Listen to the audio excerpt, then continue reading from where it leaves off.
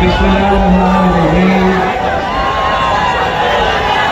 नारे तकबीर, नारे रिसालत, हैदरी, नारे भुट्टो।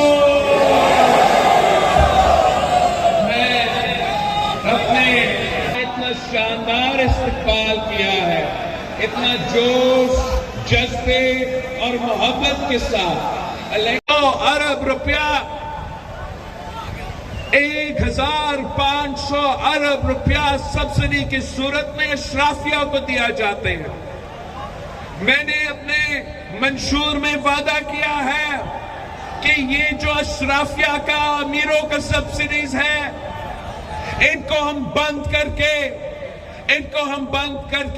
ये 1500 अरब अपने अवाम पे खर्च करेंगे, अपने नौजवानों पे खर्च करेंगे, अपने किसानों पे, अपने मजदूरों पे, मुल्तान के अवाम पे खर्च करेंगे।